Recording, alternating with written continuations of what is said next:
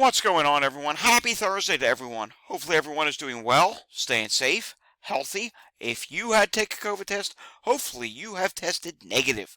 If you did test positive, I really hope you have a full and speedy recovery with no long COVID issues. It is time now for the Thursday edition of the Pandemic Update for Thursday, July 4th, 2024. That's right, it's the 4th of July.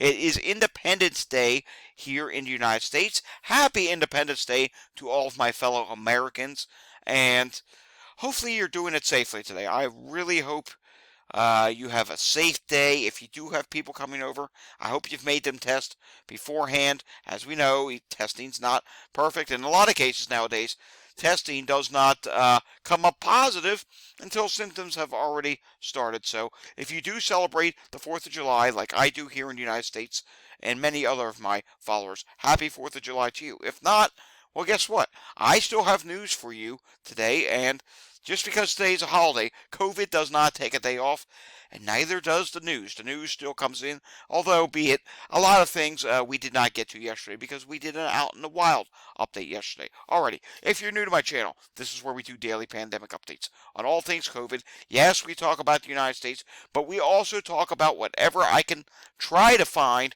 on the rest of the world as well. So, want to stay informed with what's going on? Subscribe to my channel down below. Give this a thumbs up. Share these videos with anyone you know. Hit that notification bell. Leave your comments down below. I mean, seriously, share these with anyone. Let them know, hey, there's someone that actually is talking about the pandemic and all these other viruses on a holiday. That's right. We barely miss a day out of the year.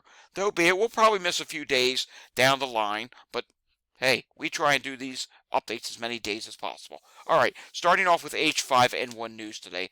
We do have some bad H5N1 news, and this is from yesterday. Colorado reports human case of H5N1 bird flu in dairy worker.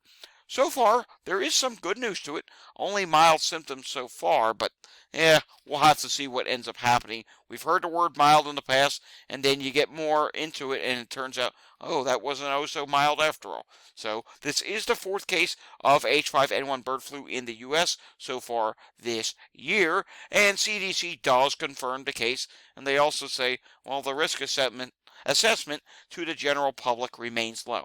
I want to say something really quickly that you're not hearing about in the news. Today's the 4th of July. What's that mean? We're in the middle of summertime here in the United States. What happens a lot in the summertime in the United States? Think about it, especially if you live in rural America. I'm not really talking about the big cities, although maybe some states in the big cities, you do have this happen. Fairs. Yes, the county fair, state fair, Grange fairs, all these different fairs. And I can recall when I was a kid, we used to go to a fair up in Clearfield County, Pennsylvania. And there are a couple other fairs that I've been to. Center County Grange Fair here in Pennsylvania. There's one thing that there's a lot of at these fairs. Farm animals. Yes, there's a lot of farm animals at these state fairs. Well, right now, farm animals, such as cows, even pigs, and maybe other farm animals, I mean, we honestly don't know what the full extent of this is, could be carrying H5N1. This could allow for spread of the virus, of bird flu, even further. So this is relatively concerning, and people get to pet the animals, people get to feed the animals. Hey, you'll have contact with these animals. That could lead to more human cases as well. And in this particular case, I'm talking about people that go and visit these county fairs or state fairs. Hey, these could be people that are not farm workers. So it could spread outside of farm workers relatively soon. I'm relatively concerned about this. Alrighty, moving on to this, some vaccine news. A new study says, or a new paper says, prevalence of asthma symptoms lower for kids who got the COVID vaccination. So if your child was vaccinated, guess what? Your risk of getting asthma with a COVID infection is lower, and it's actually having some good effects on asthma. All right, moving on to this now. Taking a look at Florida. Leon County sees recent uptick in COVID cases mirroring statewide trends. So in other words, Florida is seeing an increase in COVID at this time. According to the Florida Department of Health's COVID data, there were 93 cases of COVID in Leon County as of June 21st, the largest amount since March 1st, which saw 143 cases. Now taking a look at this week's update from Mike Horger and the early edition PMC COVID-19 forecast for July 5th, 2024. And I'm glad he is doing this despite it being a holiday. Thank you so much for doing this. BioBot has corrected last week's data upward 12% and reports a further 12% increase this week. We're still hopefully in a plateau the next few weeks, but now at 600,000 to 800,000 infections a day. I don't know if we're in a plateau or not. We'll just have to see what happens. I'm really about it just because things just keep correcting higher and higher. This wave, it is a wave. It's not a good wave, and you can see here on the chart, it does plateau a little bit, drops a little bit, then starts to rise again. And he does say concerned for early September. What he's talking about there is in reference to back to school. So I guess levels would continue rising with back to school. PMC forecast for U.S. Independence Day. Interacting with 20 people this weekend means 1 in 4 chance of a COVID exposure. A flight of 100 to 300 people means a 78 to 98% chance of a COVID exposure. Yikes, that's not good. How does risk increase with more social context? Well, you can see here. Number of people, 1 would be a 1.51% chance. Then you get to 100 people, 78.0.8% chance. Of course, 500, well, heck, you're almost near 100%. 99.9% chance that you may interact with someone who is positive. And we know these outdoor concerts, these baseball games, they can really increase your chances of getting infected even outdoors. So please be extremely careful if you do choose to go to one of these events. All right, CDC says COVID-19 can surge throughout the year. COVID-19 has peaks in the winter and also at other times of the year, including the summer. That's right. We have winter waves. We have summer waves. We've in the past have had little bumps in the road in the springtime. We've had where it goes up in the fall, drops a little bit, and then goes back up again in the wintertime. Yes, COVID is a virus that can last all year round. All right, taking a look at this. Weekly COVID versus influenza statistics. Who's going to win? Well, obviously, I think you know the answer to this. And it says 2024 to date deaths. Influenza, 7,339 deaths. COVID, 25,274. COVID is clearly winning. Unfortunately, COVID just causes way more deaths than influenza. So if someone says, oh, it's just like the flu, it's no big deal. Well, no, COVID is still causing more deaths than the flu. We're still trying to figure out treatments for the virus. It's still killing people because COVID never really ended. So many people think, oh, COVID, no, that's over with. Well, no, people are still dying. And millions of people are testing positive right now. So no, COVID did not end. Quick note on the UK today. The UK dashboard usually does update on Thursdays at 4 p.m. over in their time. And it says here their next dashboard update has been moved to Friday. Not sure what's going on there. I don't think it's a holiday in the UK, but it's a holiday here in the United States. Taking a look at today's pollen levels. If you're going to be going outside and celebrating July 4th fireworks, you may need your allergy medicine in some areas, such as the West Coast, where pollen levels are relatively moderate to even high up in Washington and Oregon. Not too bad in the East Coast today. However, with that being said, there is something else that could be problematic for breathing or allergies and all those type things, and that is air quality. You can see here in California, air quality is really starting to deteriorate. Wildfires are going to be a big problem in California. It's going to be downright hot, dangerously hot. I mean, heat indexes in some places will be over 120 degrees in California, plus very dry. So, yes, concerns for California. You're definitely going to be going back to drought once again. And as we go to the east, take a look at this. Large area of bad air quality in the east, all the way from Maine down to the Carolinas to Georgia, on up to the Great Lakes, and there's a little bit of good in between, but look what's starting to happen in the northern Dakotas. Yes, we're starting to see bad air qualities again. Canada may be getting back into the wildfire action once again. I'll be doing some investigating on that. Heat-related illnesses, they continue to increase in the majority of the United States, with exceptions to up in the Dakotas. I know this map is not loading. That's okay. We know it's increasing in many places. California, it's really going to be increasing for you. I expect it's going to get really bad in California. All right, taking a look at my other place where I talk about weather and climate. Over at Climate Data Report on X, I did post a video today from my YouTube channel where we talk about what's expected on 4th of July and, of course, the update on Hurricane Beryl. And here's my other channel. Want to check that out? Here it is.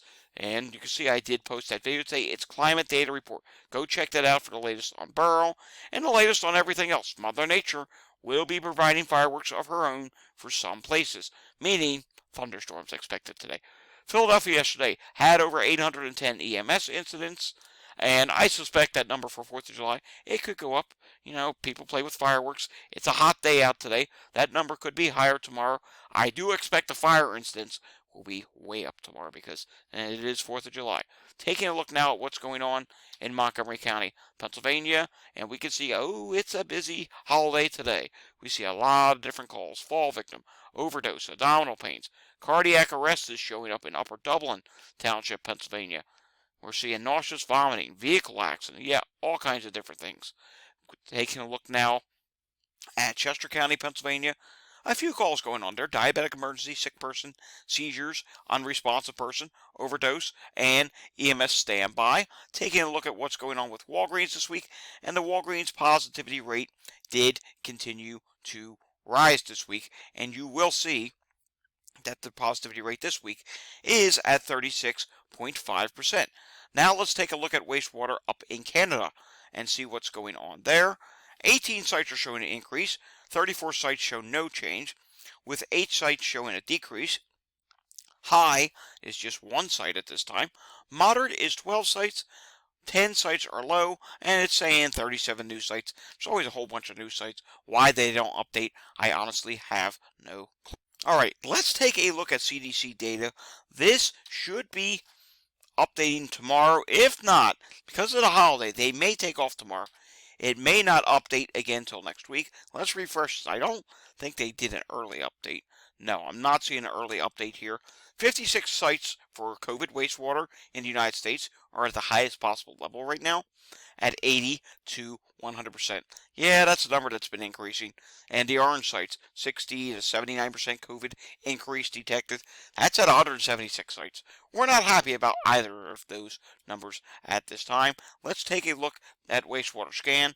I do need to refresh this. We're going to take a look at the national view and see if they corrected themselves to, smoothened out. No, they haven't. It's still increasing, and wow. So if that was correct, it would be straight up. But again, it's erratical. But overall, the increase in the United States does continue for COVID, RSV, Influenza A, Influenza B, HMPV, all low at this time. Norovirus is moderate at this time, in the medium levels, and it is still out there, and who knows, we may see that have a little increase post 4th of July. Taking a look now at what's going on with some other CDC data. We will, on the next update, I have to refresh this, get an update on the KP.3 variant and all the other variants. On the most recent update, it was 33.1% of the cases. KP.2 was 20.8%. And LB.1, which is a variant that is now spreading quickly over in the UK, or so I have read from reports, it is now at 17.5% of the cases here in the United States. And it wouldn't surprise me if LB.1 is the next variant that takes over in the United States. Again, CDC data should update tomorrow. If not, hopefully we will get it on Monday. So we'll have to see if we get anything tomorrow. New Jersey did not update today, but we do have yesterday's update, which we did not report on. 70 out of 70 hospitals reported, 243 hospitalizations, 9 people on a ventilator, and 22 people in the ICU. Discharges yesterday, they had 48 discharges. New York State, which we also did not get to yesterday, had 1,024 cases. Remember, that's lagged by several days, so that's from several days ago, but it's yesterday's update that they did to their dashboard. And the hospitalizations in New York State did continue to rise, with 845 people in the hospital and 85 people in the ICU. Let's take a look at New York City. New York City at this time does continue to rise as well. That's not New York City. It always refreshes. Here it comes. New York City is continuing to see an increase. 432 people hospitalized. 48 people in the ICU at this time. Taking a look at what's going on in Colorado this week, unfortunately, they're now up to 95 people in the hospital. That's up by 8. I mean, that's still below 100, but hey, levels are increasing. The positivity rate is now 10%. That's up by 2.4%. And cases reported this week, 1,371. That's up 255 from last week. Alrighty, folks, here in the United States, it is Independence Day. It is 4th of July. A lot of people are going to gatherings. A lot of people are going to barbecues, fireworks, parades. Please, if you are sick right now, do not go to these events. Please take a COVID test. Make sure you don't have COVID. And if you do come up positive, please isolate yourself and do the right thing. Sorry, unfortunately, if you're sick right now or have COVID, you cannot participate in 4th of July, and if you do choose to participate and you're not sick, please do so safely. And I don't just mean for the viruses. If you're going to go out and light off fireworks, please check all of the guidelines first. Make sure you do what's allowed in your state. Make sure you're not in a drought and that burning is not prohibited. Check the levels. If you're in a really bad drought, please don't be setting off fireworks today. Leave it to the professionals. And be careful if you're doing so. I mean, you could blow your hand off. A whole bunch of things could happen. Just do 4th of July safely. Okay? I will see you guys all again tomorrow. If you enjoyed this update, give it a thumbs up. Subscribe down below. Hit that notification bell. Share these videos with anyone you know. And of course, just leave a comment down below. I will see you all again next time. Until I see you again next time, stay safe, everyone, and have a fantastic day. Thanks for watching. Bye-bye.